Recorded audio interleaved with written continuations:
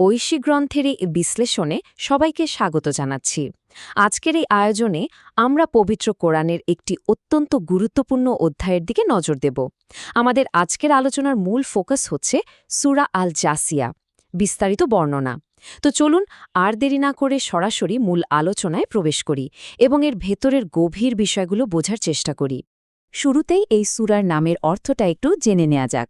আল জাসিয়া শব্দটির অর্থ হল নতজানু হওয়া। এটি পবিত্র কুরআনের ৪৫তম অধ্যায়। যারা যুক্তি আর প্রজ্ঞা দিয়ে জ্ঞান অন্বেষণ করতে ভালোবাসেন তাদের জন্য এই সূরাটিতে শেখার মতো দারুণ সব বিষয় রয়েছে। এই শিরোনামটি মূলত আমাদের সেই চূড়ান্ত বিচার দিনের কথা স্মরণ করিয়ে দেয়, যেদিন সবাই পরম স্রষ্টার সামনে বিচারের জন্য একেবারে নতজানু হয়ে বসবে। আজকের এই আলোচনায় আমরা মূলত ৪টি ধাপে এগোব। প্রথমে থাকছে সূরা আল জাসিয়ার পরিচিতি, এরপর মহাবিশ্বে ছড়িয়ে থাকা নিদর্শনসমূহ, তারপর অহংকারদের প্রতি দেওয়া সতর্কবার্তা এবং সবশেষে জীবনের জন্য নির্ধারিত সঠিক পথ। চলুন সামনে এগিয়ে যাই। আমাদের প্রথম বিভাগটি হল সূরা আল জাসিয়ার পরিচিতি, ওহের উৎস। এই সূরার একদম শুরুর আয়াতগুলোতেই কিন্তু এই পবিত্র গ্রন্থের উৎস সম্পর্কে একটা সুস্পষ্ট ঘোষণা দেওয়া হয়েছে। বলা হয়েছে, এই কিতাব অবতীর্ণ হয়েছে পরাক্রমশালী প্রজ্ঞাময় আল্লাহর পক্ষ থেকে।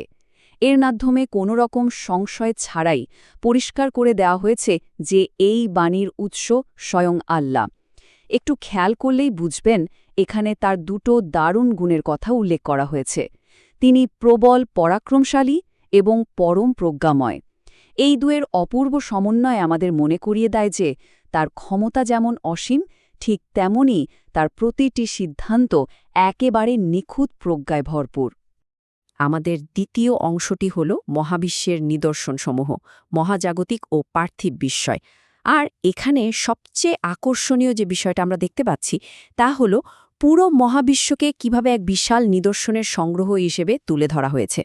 সূরাটির ৩ থেকে ৫ নম্বর আয়াতে খুব চমৎকারভাবে কিছু নির্দিষ্ট নিদর্শনের কথা বলা হয়েছে। একটু ভেবে দেখুন তো, আসমান ও জমিনের এই বিশালতা, আমাদের নিজেদের এবং পৃথিবীর বুকে ঘুরে বেড়ানো অসংখ্য প্রাণীর সৃষ্টি, এগুলো সবই কিন্তু এক একটি নিদর্শন। এর বাইরেও রাত ও দিনের এই যে নিখুঁত আবর্তন, আকাশ থেকে নেমে আসা রিজিক বা বৃষ্টি যা মৃত মাটিকে আবার বাঁচিয়ে তোলে, এবং বাতাসের গতিপথের যে পরিবর্তন, এই সব কিছুই অত্যন্ত যৌক্তিকভাবে এখানে উপস্থাপন করা হয়েছে। এগুলো শুধু তাত্ত্বিক কোনো কথা নয়, বরং আমাদের চারপাশে প্রতিদিন ঘটে চলা মহাজাগতিক আর পার্থিব বিস্ময়গুলোকে খুব কাছ থেকে দেখার এক দারুণ আহ্বান। এখন প্রশ্ন হল, এই প্রাকৃতিক বিষয়গুলোকে আসলে কাদের জন্য নিদর্শন হিসাবে বলা হয়েছে? আয়াতগুলোতে বলা হয়েছে এগুলো মুমিনদের জন্য, যারা দৃঢ়ভাবে বিশ্বাস করে তাদের জন্য, এবং বিশেষভাবে তাদের জন্য যারা নিজেদের বোধশক্তি বা বুদ্ধি প্রয়োগ করে। তার মানে স্রষ্টার এই বিশাল সৃষ্টি জগৎকে শুধু চোখ মেলে দেখলেই হবে না, বরং জ্ঞান অন্বেষণের মানসিকতা নিয়ে গভীরভাবে পর্যবেক্ষণ করতে হবে। প্রকৃতিকে এক্সপ্লোর করে স্রষ্টাকে চেনার এই ধারণাটি সত্যিই অসাধারণ, তাই না? এবার আসা যাক আমাদের তৃতীয় অংশে, অহংকারীদের প্রতি সতর্ক বার্তা। পাপাচারী, মিথ্যাবাদীরা। এতক্ষণ তো আমরা নিদর্শন আর জ্ঞান অন্বেষণের কথা জানলাম, কিন্তু যারা জেনে বুঝে এই সুস্পষ্ট নিদর্শনগুলো এড়িয়ে যায় তাদের কি হবে? তাদের জন্য একটা বেশ গম্ভীর সতর্কবার্তা আছে এখানে। বলা হয়েছে, দুর্ভোগ প্রত্যেক পাপাচারী মিথ্যাবাদীর জন্য, যে আল্লাহর আয়াতসমূহ তার সামনে তিলাওয়াত হতে শোনে, অথচ অহংকারের সাথে এমনভাবে অটল থাকে যেন সে তার শোনেইনি। এখানে শুধু সত্যকে অস্বীকার করার চেয়েও তাদের দাম্ভিকতার দিকটিকে বেশি ফোকাস করা হয়েছে। আল্লাহর বাণী শোনার পরও যারা নিজেদের ভুল ধারণার ওপর জেদ ধরে বসে থাকে, তাদের সেই আত্মঘাতী অহংকারকেই এখানে স্পষ্টভাবে চিহ্নিত করা হয়েছে। সুতরাং এখানকার সবচেয়ে গুরুত্বপূর্ণ পয়েন্টটি হল জেনে শুনে এমন অহংকার দেখানোর অবধারিত পরিণতি। এই ইচ্ছাকৃত অবজ্ঞার ফল হিসেবে যন্ত্রণাদায়ক শাস্তির কথা একেবারে স্পষ্ট করে জানিয়ে দেওয়া হয়েছে।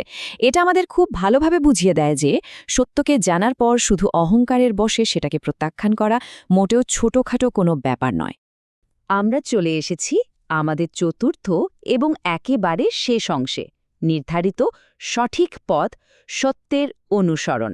১৭ থেকে ১৯ নম্বর আয়াতের দিকে যদি আমরা তাকাই, সেখানে খুব পরিষ্কার একটা নির্দেশনা দেওয়া হয়েছে। বলা হয়েছে, ধর্মের বিষয়ে যে সুনির্দিষ্ট পথ ঠিক করে দেওয়া হয়েছে শুধু সেটারই অনুসরণ করতে। যারা আসলে সত্যটা জানে না তাদের মন গড়া খেয়াল খুশির পেছনে ছোটা কোনোভাবেই উচিত নয়। কারণটা খুব সহজ, নিখুঁত ঐশিক জ্ঞানের তুলনায় মানুষের অজ্ঞতা থেকে আসা বাসনার আসলে কোনো মূল্য নেই, এবং চূড়ান্ত বিচারে এগুলো আল্লাহর সামনে কোনো কাজেই আসবে না। আর এটি চমৎকারভাবে ফুটিয়ে তোলে ১৯ নম্বর আয়াতের সেই অসাধারণ তুলনাটিকে। একটু লক্ষ্য করুন, একদিকে যারা সীমা লঙ্ঘনকারী বা জালেম, তারা বড়জোর একে অপরের বন্ধু হতে পারে, তাদের ক্ষমতা কেবল দুনিয়াবী সীমারেখার মাঝেই আটকে থাকে, কিন্তু অন্যদিকে যারা মুত্তাকি বা ধার্মিক, তাদের চূড়ান্ত রক্ষাকর্তা এবং অভিভাবক হলেন স্বয়ং আল্লাহ। এই বৈপরীত্য আমাদের চোখের সামনে একদম ক্লিয়ার করে দেয় যে দিন শেষে সত্যিকারের নিরাপত্তা আসলে কোথায় নিহিত। পরিশেষে ৬ নম্বর আয়াত থেকে নেওয়া খুব গভীর একটা প্রশ্ন দিয়ে আমরা আজকের এই আলোচনা শেষ করতে চাই। প্রশ্নটি হল, অতএব আল্লাহ ও তার আয়াতের পর তারা আর কোন কথায় বিশ্বাস স্থাপন করবে? একটু ভাবুন তো, এত অকাট্য প্রমাণ, পুরো মহাবিশ্ব জুড়ে ছড়িয়ে থাকা এত বিপুল নিদর্শন আর সুস্পষ্ট ঐশী বাণীর পর আর কিসের ভিত্তিতে একজন মানুষ সত্যকে মেনে নিতে পারে? এই প্রশ্নটি সত্যিই আমাদের সবাইকে নতুন করে ভাবিয়ে তোলে।